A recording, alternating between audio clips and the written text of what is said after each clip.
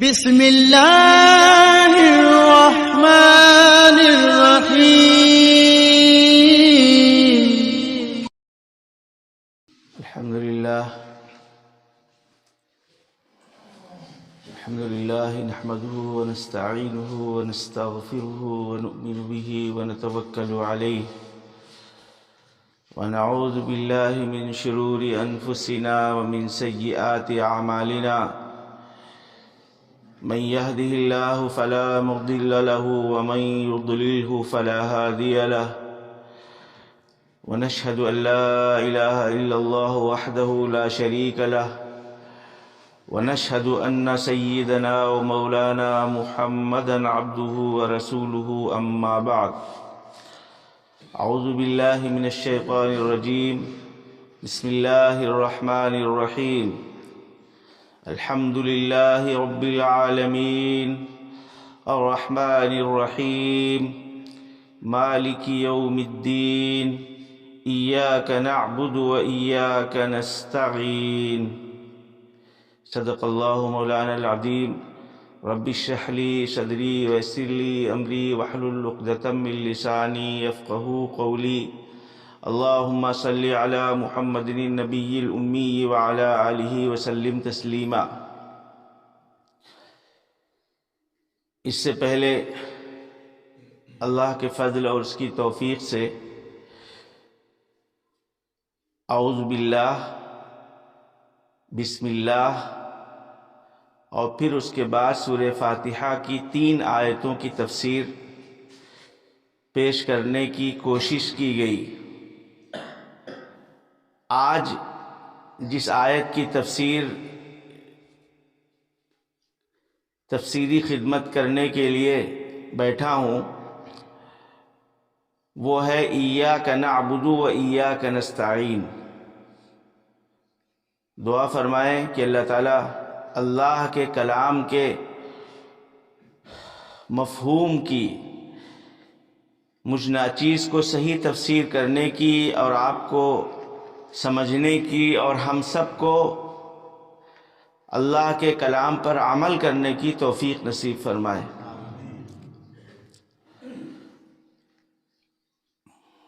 دیکھیے، یہ جو آیت ہے جس کی آج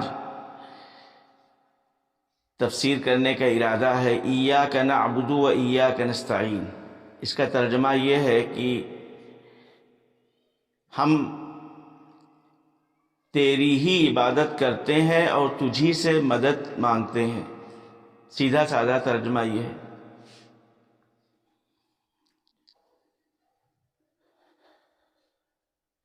جو ترتیب چلی آ رہی تھی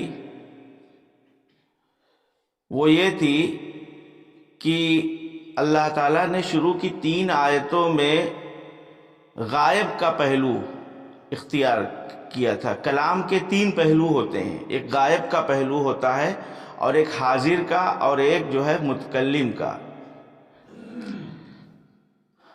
اللہ تعالیٰ نے شروع کی 3 آیتوں میں غائب کا پہلو اختیار کیا۔ اس کو میں سمجھا رہا ہوں، کوشش کر رہا ہوں سمجھانے کی۔ تمام تعریفیں اس اللہ کے لیے ہیں جو سارے جہانوں کا پالنہار ہے، اس اللہ کے لیے یہ غائب کا پہلو ہے۔ وہ اللہ جو رحمان اور رحیم ہے، یعنی سب پر مہربان اور مکمل مہربان ہے۔ پھر وہ اللہ قیامت کے دن کا مالک ہے۔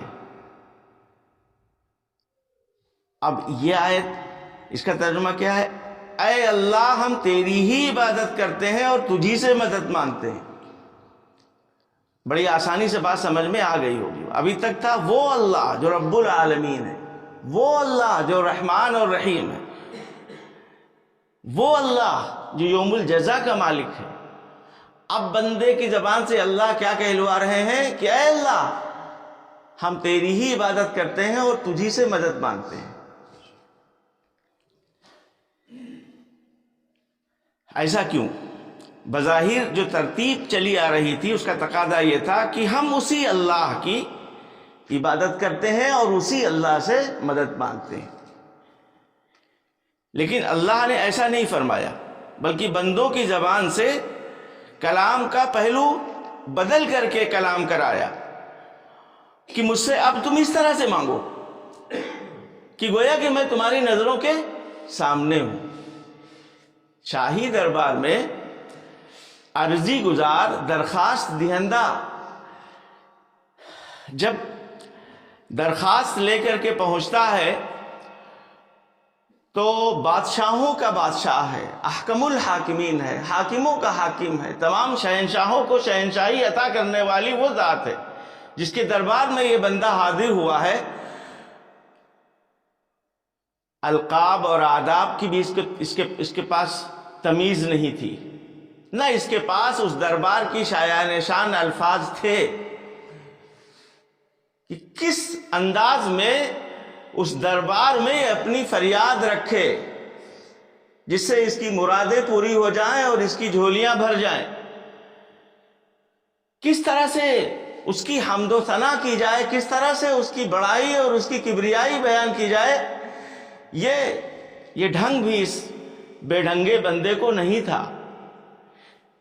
پروردگار عالم نے یہ فضل فرمایا کہ اپنے دربار میں حاضری کے آداب بھی خود سکھلائے اور عرضی پیش کرنے کا طریقہ بھی خود بتایا، اور جن الفاظ میں مراد مانگنی ہے اور مراد مانگنے سے پہلے جن الفاظ میں اس کی بڑائی اور کبریائی، اس کی شان و شوکت، اس کی شہنشاہیت کو تسلیم کرنا ہے، وہ الفاظ بھی اسی نے سکھایا۔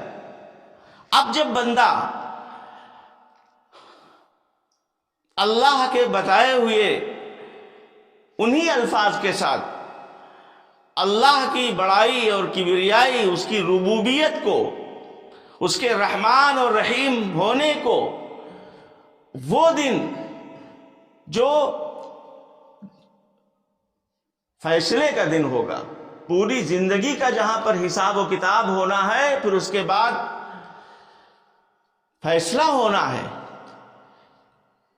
یا تو گھاٹے کا سودا ہوگا یا نفع کا سودا ہوگا۔ اگر کرم فرمائی ہو گئی تو پھر نعمتوں کی ایسی بارش ہوگی کہ دنیا میں اس کا تصور نہیں کیا جا سکتا ان نعمتوں کا، اور اگر راندہ درگاہ کر دیا گیا، پھٹکار ہو گئی اس دربار سے، دھتکار دیا گیا اس دربار سے، تو پھر جہنم کی سزا ہے، جس سزا کا بھی دنیا میں کوئی تصور نہیں کیا جا سکتا۔ اس دربار میں بندہ جب حاضر ہوا اللہ کے دربار میں، تو اب اس طرح سے اللہ کی بڑائی اور اس کی کبریائی کو بیان کر رہا ہے کہ اے اللہ، آپ کی شان ربوبیت یہ ہے کہ آپ رب العالمین ہیں، سارے جہانوں کی پرورش صرف اور صرف آپ کے رحم و کرم پر اور آپ کے فضل سے ہوتی ہے۔ پھر آپ رحمان اور رحیم ہیں۔ رحمان اور رحیم کی تفسیر آپ کی خدمت میں پیش کی گئی کہ اللہ کتنا بڑا مہربان ہے اور کتنا بڑا کریم ہے، اس کی شان کریمی کو اور شان رحیمی کو بیان کیا بندے نے، اور پھر فیصلے کے دن کی بادشاہت اور حکومت تسلیم کیا اللہ کے سامنے کہ اے اللہ، فیصلے کے دن کی شہنشاہیت اور اس دن کی حکومت بھی آپ ہی کی ہوگی، اس کے علاوہ اس دن کسی کا راج نہیں ہوگا اور کسی کا سکہ نہیں چلے گا۔ اس انداز میں تعریف کرنے کا سلیقہ اللہ ہی نے دیا تھا، لیکن بندے نے اللہ کے دربار میں کھڑے ہو کر کے جب اللہ کی بڑائی اور اس کی شان ربوبیت، اس کی شان رحیمی اور کریمی اور اس کی شہنشاہیت کو اس انداز میں بیان کیا کہ گویا کہ وہ اللہ کے دربار میں اب اس طرح سے حاضر ہے کہ اللہ اس کی نظروں کے سامنے ہے اور وہ اپنے رب کو اپنی نگاہوں سے دیکھ رہا ہے، ان تعبد اللہ کأنک تراہ۔ حدیث میں اسی چیز کا مطالبہ کیا گیا ہے کہ اے بندے تو جو اللہ کے دربار میں تم کھڑے ہو تو اللہ کی عبادت تم اس طریقے سے کرو گویا کہ تم اللہ کو دیکھ رہے ہو۔ اب یہ حضوری کی کیفیت پیدا ہو گئی کہ گویا کہ اس دربار میں حاضر ہے اور رب سامنے ہے اور اس کے سامنے اس کی بندگی کرنی ہے، اس کے سامنے اپنی بے کسی بے بسی اپنی عبدیت کا اظہار کرنا ہے اور اس کی بڑائی اور کبریائی کو بیان کرنا ہے۔ اس دربار میں ذرہ برابر کہیں سے گستاخی نہ ہو جائے، اس رب کی کبریائی اس کی تعظیم کرنے کے لیے ہم کھڑے ہوئے ہیں۔ اب اس کیفیت کے ساتھ بندہ کھڑا ہے اور گویا کہ وہ ترساں ہے، بدن پر اس کے کپکپی طاری ہے۔ حضرت شاہ عبدالعزیز محدث دہلوی رحمۃ اللہ علیہ نے اس آیت کی تفسیر لکھی ہے اور گویا کہ حضرت کی زندگی سے اس کا عملی نمونہ بھی مل گیا۔ حضرت کی تفسیر جو ہے تفسیر عزیزی، بعد کے جتنے مفسرین ہیں سب اسی کے ناقل ہیں۔ اس خاندان کا حضرت شاہ ولی اللہ محدث دہلوی رحمۃ اللہ علیہ کے خاندان کا پوری بر صغیر کی امت مسلمہ پر احسان ہے کہ سب کا شجرہ، جتنے محدثین اور جتنے مفسرین اور جتنے علماء ہیں، سب کا شجرہ جا کر کے اس خاندان سے ملتا ہے۔ اس سرچشمے سے پی کر کے اس کے بعد انہوں نے پورے بر صغیر کو سیراب کیا۔ حضرت شاہ عبدالعزیز صاحب محدث دہلوی رحمۃ اللہ علیہ جو مفسر بھی ہیں، وہ جب نماز پڑھا رہے تھے اور اس آیت پر جب پہنچے ایاک نعبد و ایاک نستعین، تو حضرت بے ہوش ہو گئے، غشی طاری ہو گئی۔ جب ہوش آیا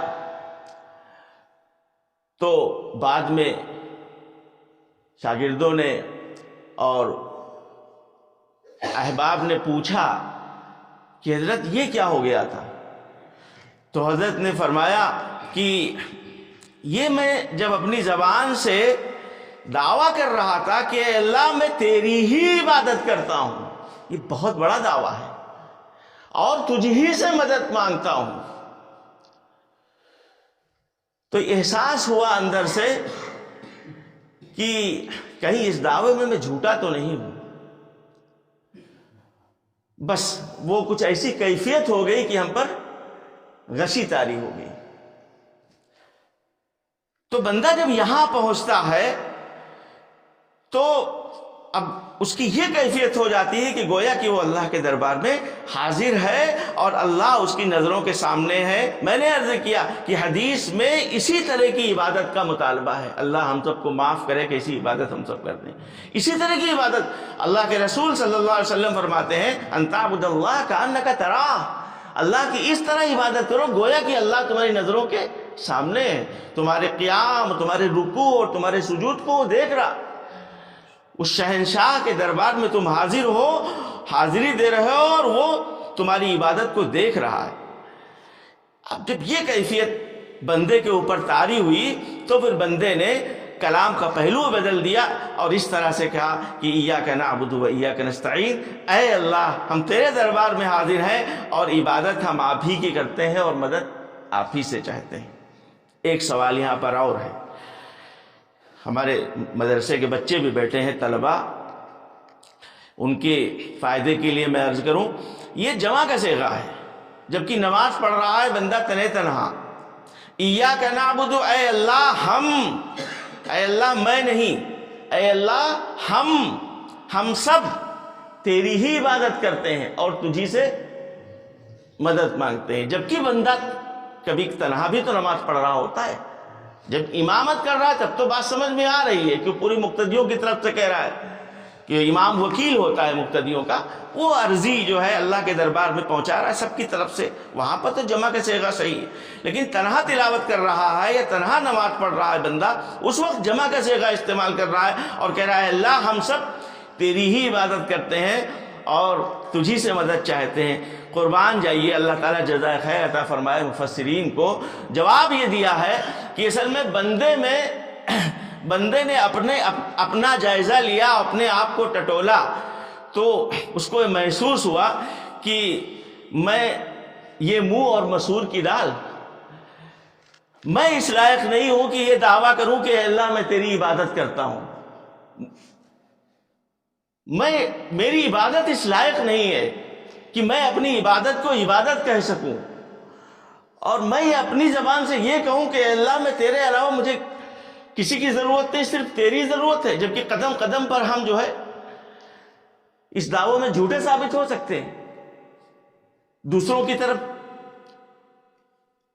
کبھی رجوع کرنے کی ضرورت ہم کو پڑتی ہے، ان سے بھی مدد ہم چاہتے ہیں، تو کہیں ایسا تو نہیں ہے کہ ہماری یہ دعویٰ جو ہے جھوٹا ثابت ہو جائے۔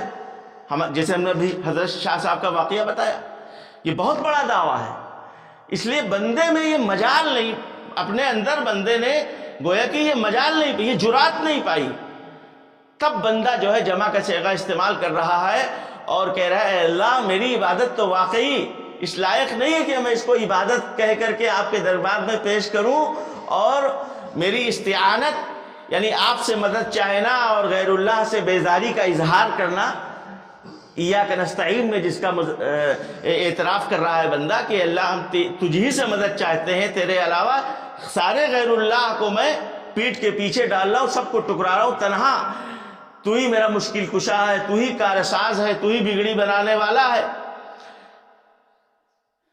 اتنا بڑا دعویٰ کرنے کی جرات بندہ نہیں کر پا رہا ہے، اس لیے جمع کا صیغہ استعمال کیا اور اپنے ساتھ انبیاء کو بھی شامل کر لیا، اللہ کے برگزیدہ اور مقدس بندوں کو بھی شامل کر لیا، اولیاء کرام کو بھی شامل کر لیا، وہ اللہ کے مقرب بندے جن کی عبادت کو شرف قبولیت حاصل ہے اور ان کی عبادت کہنے کے لائق ہے۔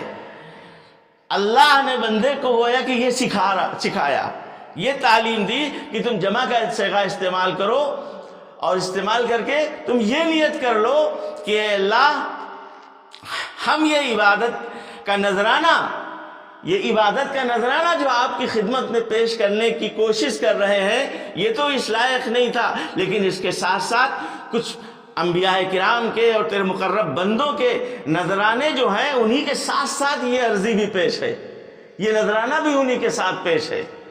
اس لیے جمع کا صیغہ اللہ نے بندے کو سکھایا کہ تم اس طریقے سے جمع کا صیغہ استعمال کرو، تاکہ تمہاری عبادت، تم اپنی عبادت کو انبیاء اور اللہ کے مقدس بندوں کے ساتھ میں شریک کر کے ہمارے دربار میں اس عبادت کے نذرانے کو پیش کر سکو۔ ایاک نعبد، اے اللہ ہم تیری ہی عبادت کرتے ہیں۔ عبادت کہتے کس کو ہیں؟ عبادت یہ عربی زبان کا لفظ ہے، اور اس کا ترجمہ اردو میں یا ہندی میں یا انگریزی میں صحیح معنوں میں کیا ہی نہیں جا سکتا، اس لیے کہ عربی کے اندر جو وسعت ہے وہ کسی دوسری زبان کا لفظ پورے معنی کو اس وسعت کے ساتھ اپنے اندر سمو لے، یہ کسی بھی زبان میں طاقت ہی نہیں۔ لہذا ترجمہ کرتے ہیں اے اللہ ہم تیری ہی پرستش کرتے ہیں، ایک تو ترجمہ یہ کیا جاتا ہے، اردو ہندی میں پوجا کہہ سکتے ہیں، اے اللہ ہم تیری پوجا کرتے ہیں، عبادت کو پوجا کہیں، پرستش کہیں، ورشپ کہیں انگلش میں، لیکن صحیح معنوں میں یہ عبادت کا ترجمہ جو عربی میں جو عبادت جس کو کہا جاتا ہے، ان الفاظ سے پوجا یا پرستش یا ورشپ سے ہو نہیں سکتا۔ اس کو کیسے میں سمجھاؤں؟ آپ اس طرح سے سمجھیے کہ لفظ عبادت یہ عبد سے بنا ہے۔ عبد کو پہلے سمجھیے، عبد کسے کہتے ہیں؟ عبد کے معنی، اب تو دنیا میں عبد رہے نہیں، عبد غلام کو کہتے ہیں، اب تو غلامی کا دور نہیں، اللہ کے فضل سے وہ دور ختم ہو گیا۔ پہلے زمانے میں غلام رہا کرتے تھے، غلام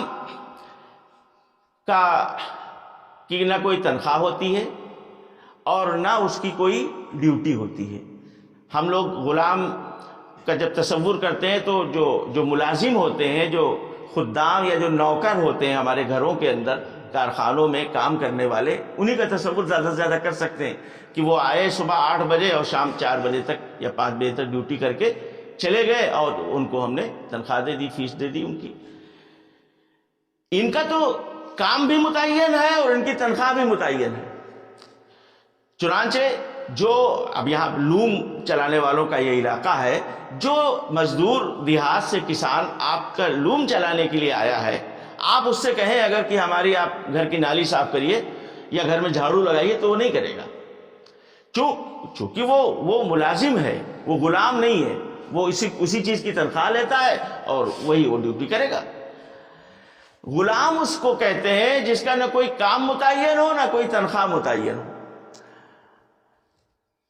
جو آقا کہے وہ کرے. آقا اگر اس کو جو ہے حاکم بنا دے کسی علاقے کا تو وہ حکومت کی کرسی پہ بیٹھ جائے گا. آقا اگر اس سے کہتے گھر کی نالی صاف کرو، جھاڑو لگاؤ تو جھاڑو لگائے گا. اس کی تنخواہ بھی متعین نہیں. آقا اس کو جو کھلا دے گا وہ کھا لے گا، جو پہنا دے گا وہ پہن لے گا.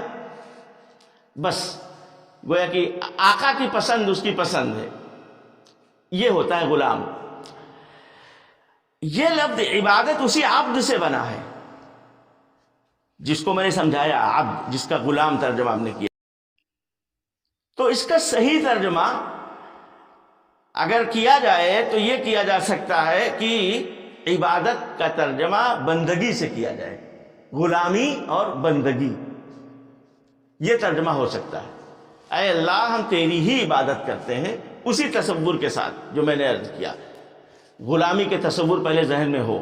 عربی زبان میں لفظ عبادت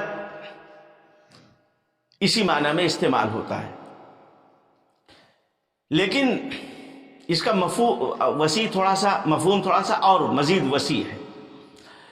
جب بندہ، اللہ تعالیٰ نے قرآن پاک میں فرمایا وَمَا خَلَقْتُ الْجِنَّ وَالْإِنسَ إِلَّا لِيَعْبُدُونِ، ہم نے انسان اور جنات کو صرف اور صرف اپنی عبادت کے لیے پیدا کیا ہے. یہ انسان کی تخلیق کا مقصد ہے. اس آیت میں اللہ تعالیٰ نے مقصد تخلیق انسانی بیان کی ہے کہ انسان کو اللہ نے پیدا کیوں کیا ہے؟ صرف اور صرف اپنی عبادت کے لیے پیدا کیا ہے.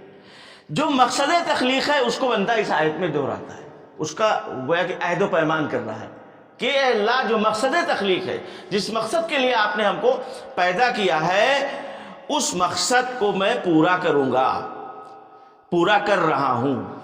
ایاک نعبد، اے اللہ ہم تخلیق کے مقصد کو پیدا کر رہے ہیں. یہ آیت چونکہ اس کو مرکزی حیثیت حاصل ہے، اس سے پہلے 3 آیتیں ہیں اور اس کے بعد میں بھی 3 آیتیں ہیں. یہ ایک سینٹر میں ہے، مرکز میں. اس لیے آج مفسرین نے تو یہاں تک فرما دیا کہ جس طرح سورہ فاتحہ پورے قرآن کا خلاصہ ہے، ایسے ایاک نعبد و ایاک نستعین یہ سورہ فاتحہ کا خلاصہ ہے. اس لیے کہ اس کو مرکزی حیثیت حاصل ہے اور مقصد تخلیق کا بندہ اس میں عہد کر رہا ہے اللہ کے سامنے کھڑے ہو کر کے کہ اللہ جس مقصد کے لیے آپ نے ہم کو پیدا کیا اس مقصد کو ہم پورا کر رہے ہیں. تو میں عرض کر رہا تھا کہ عبادت کے معنی بندگی کے ہیں، لیکن شریعت میں جہاں لفظ عبادت استعمال ہوتا ہے تو اس میں اس بندگی کے ساتھ ساتھ تھوڑا سا اس کا اور مفہوم مزید وسیع ہے. کیا کہ اس کے ساتھ ایک لفظ اور جوڑ لیجئے کہ مکمل طاعت اور بندگی، پرستش، اس طرح کر کے آپ ترجمہ کر سکتے ہیں. مکمل طاعت، مکمل اطاعت اور پرستش. تو پرستش کے چونکہ طریقے ہر مذہب میں اپنے معبود کو منانے کے کچھ طریقے ہر مذہب کے اندر ہیں، اور اس مذہب کے ماننے والے اس طریقے پر یہ سمجھتے ہیں، یہ تصور کرتے ہیں کہ ہمارا معبود ہم سے راضی ہو جائے گا. اسلام میں بھی پرستش کے چند طریقے اللہ تعالیٰ نے متعین بھی کیے ہیں، جیسے نماز ہے، روزہ ہے، حج ہے، زکوٰۃ ہے، قربانی ہے. یہ تو پرستش کے طریقے ہیں. تو میں یہ عرض کر رہا تھا کہ عبادت کا ترجمہ ایک تو پرستش کا ہے اور دوسرے کیا ہے؟ مکمل اطاعت. اور مکمل اطاعت کا مطلب کیا ہے کہ بالذات دیکھو حصر کے لیے اس میں علماء اور طلبہ سمجھ سکتے ایاک نعبد، اے اللہ ہم تیری عبادت کرتے، یہ ترجمہ نہیں ہے.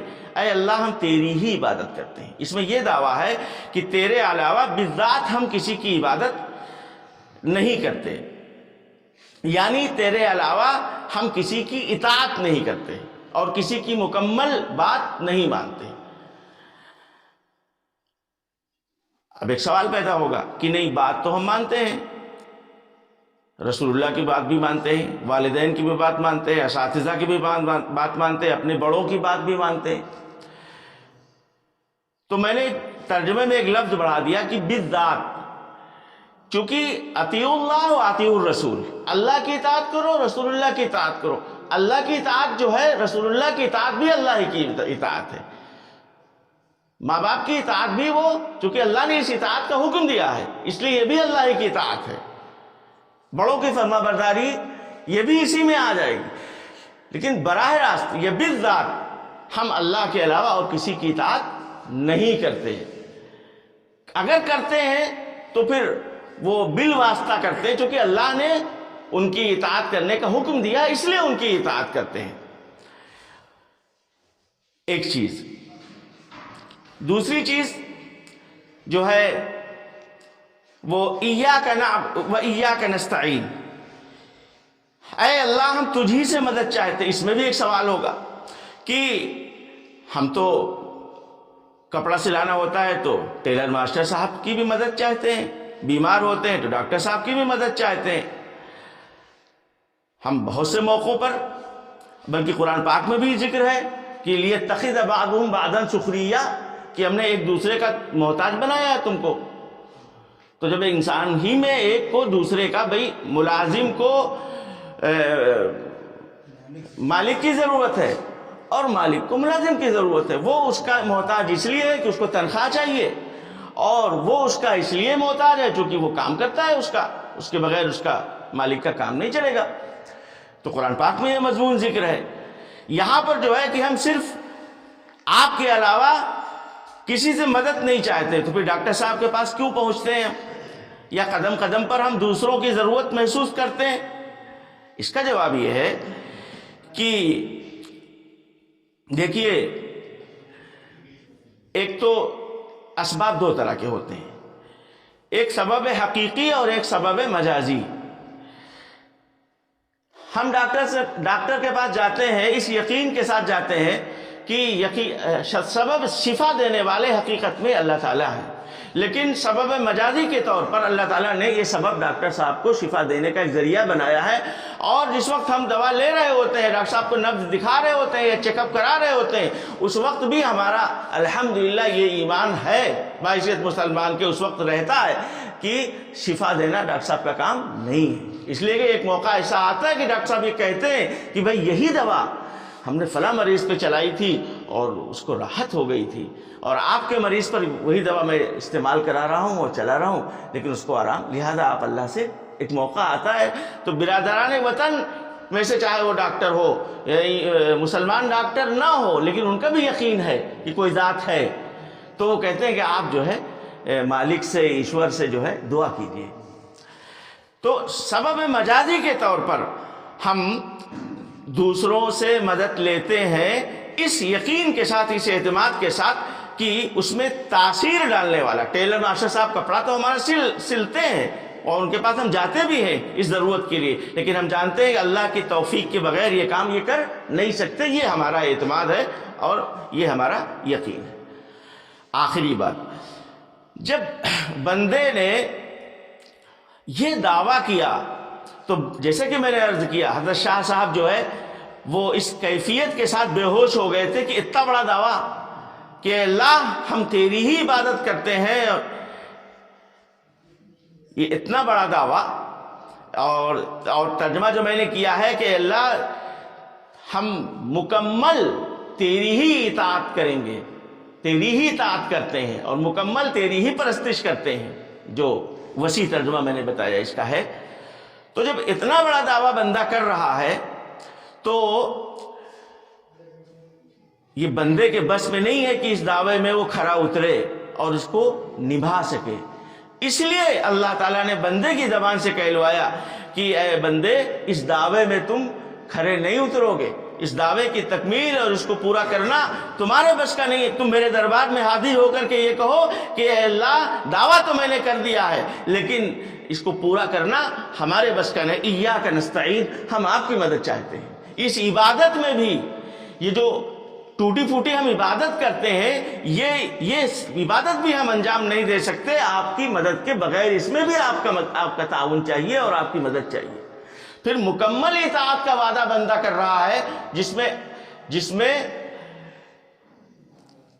نافرمانیوں سے بچنا بھی آ گیا۔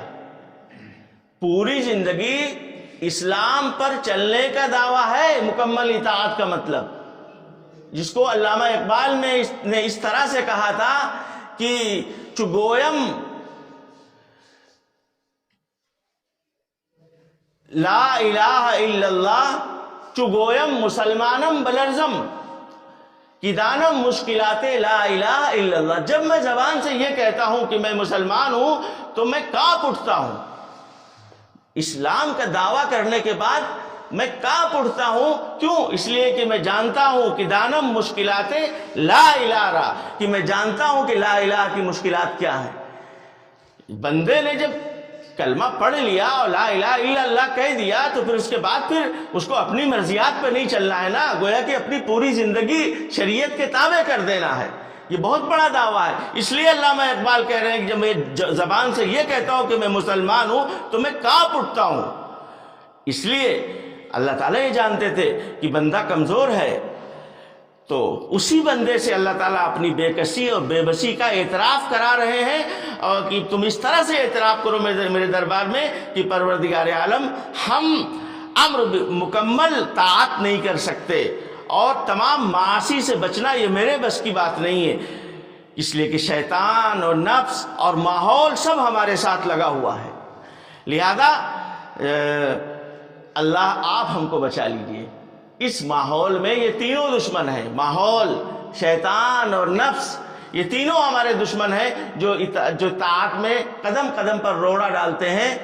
اور اللہ تعالیٰ اتنا ہم لوگ کر لیں کہ اللہ تعالیٰ سے دعا روزانہ یہ معمول بنا لیں کہ کم سے کم اللہ سے یہ تو کہیں کہ پروردگار عالم، یہ اسلام پر 100% عمل کرنا، گناہوں سے بچنا، اس پرفتن دور کے اندر، اس خراب ماحول کے اندر آپ کی صحیح معنوں میں آپ کے احکام کی پیروی کرنا، آپ کے نبی کی شریعت پر اور ان کی سنتوں پر چلنا پروردگار میرے بس کا نہیں ہے، آپ جو ہے چلا دیجئے، بس آپ چلا دیجئے تو ہم چل سکتے ہیں، ورنہ اگر ہم اتنا کر لیں گے تو قیامت کے دن اللہ تعالیٰ اگر باز پرس کریں گے تو اللہ تعالیٰ یہ بھی تو کہہ سکتے ہیں جب تم کمزور تھے، نہیں چل پا رہے تھے تو ہم ہی سے مانگتے۔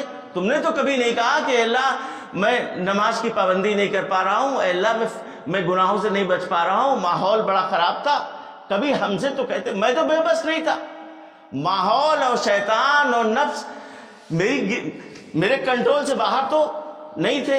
اسی لیے اللہ کے رسول صلی اللہ علیہ وسلم نے وہ دعائیں بھی سکھائی ہیں کہ جس میں بندہ اللہ سے اس طرح کی دعائیں مانگ کر کے اے اللہ، ایک دعا میں آپ نے سکھائی، اے اللہ اللہم انا قلوبنا ونواسینا وجوارحنا بیدک لم تملکنا منها شیئا فاذا فعلت ذالک بنا فکن انت ولینا واہدنا الی سواء السبیل۔ اے اللہ، میرے قلوب، میری پیشانیاں، میرے ہاتھ پیر، لم تملکنا منہا شیئا، اس میں کسی پر بھی میرا اختیار نہیں ہے، سب پر اختیار آپ کا ہے۔